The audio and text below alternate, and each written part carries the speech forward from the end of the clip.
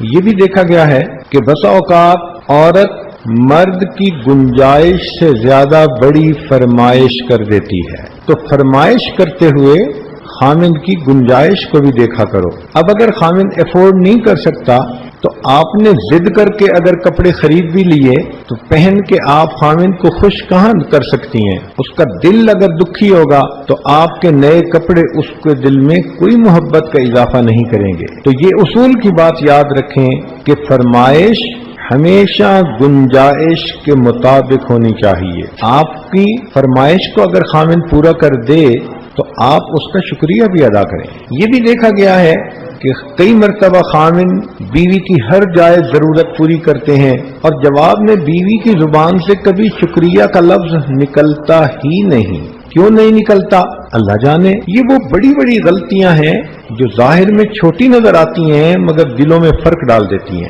خامند تحفہ لایا، پھل خرید کے لایا، خاص کوئی چیز اپنی بیوی کے لیے لایا اور بیوی اس کی طرف توجہ ہی نہ دے، ایسے سمجھے کہ ہاں ٹھیک ہے آ گئی ہے تو کوئی بات نہیں، تو اس طرح اگر بے پرواہی کا اظہار کریں گی تو خامند کے دل پر اس کی چوٹ لگے گی۔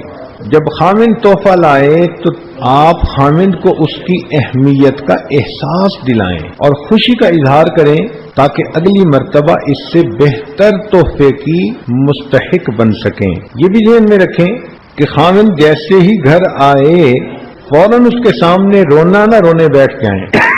پہلے اس سے بات چیت کر کے یہ پوچھیں کہ باہر اس کا وقت کیسے گزرا، وہ خوش گھر آیا ہے یا کسی بات کی وجہ سے پریشان گھر آیا ہے۔ یہ بات تو معلوم نہیں کرتی، بس خامند کو دیکھتی ہیں تو اپنا رونا رونے بیٹھ جاتی ہیں۔ پہلے آپ اس سے بات کریں، پوچھیں، فگر آؤٹ کریں کہ خامند باہر سے کس بیک گراؤنڈ کے ساتھ آیا، کوئی کاروباری پریشانی، کسی آدمی کے ساتھ ڈیلنگ نے اس کو ڈپریس تو نہیں کر دیا، اس کو غصہ تو نہیں دلا دیا۔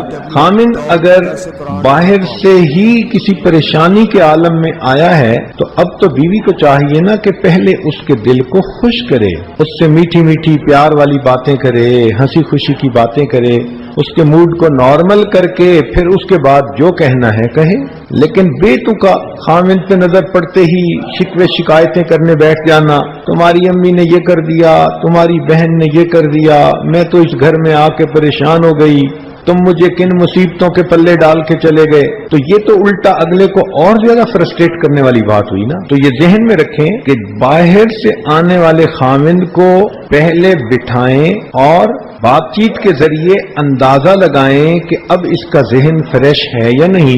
اگر جانیں کہ فریش ہے تو ٹھیک ہے، جو آپ کی جائز بات ہے ضرور کریں۔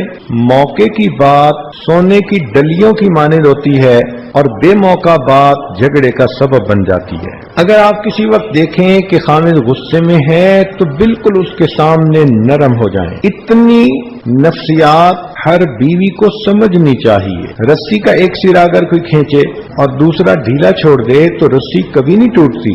رسی تبھی ٹوٹتی ہے جب ایک سرا ایک بندہ کھینچتا ہے تو دوسرا سرا دوسرا کھینچنا شروع کر دیتا ہے۔ اب خامند کسی وقت غصے میں ہے، اب جواب میں بیوی صاحبہ نے بھی موڈ بنا لیا تو یہ تو محاذ جنگ کھولنے والی بات ہو گئی نا۔ اس لیے خامند غصے میں ہے تو آپ نرم ہو جائیں، اگر وہ ناراض ہے تو آپ اس کو راضی کرنے کی کوشش کریں۔ محبت کے ایک بول سے خامند راضی ہو جاتا ہے، روٹھا ہوا خامند مسکرا پڑتا ہے، تو آپ سمجھداری سے کام لیں۔ فقط یہ بات کہ میں خوبصورت ہوں یہ کافی نہیں ہوتی۔ خامند کا دل خوش کرنے کے لیے چھلکتے ہوئے دمکتے ہوئے حسن کی ضرورت نہیں ہوتی، سمجھداری کی ضرورت ہوتی ہے۔ اس لیے کتنی ایسی عورتیں ہیں جو شکل کی نارمل سی ہوتی ہیں مگر اپنے خامند کے دل پہ راج کرتی ہیں۔ اس لیے بزرگوں نے مقولہ بنایا کہ وہی سہاگن جسے پیا چاہے، جسے خامند پسند کرے وہی سہاگن ہوتی ہے۔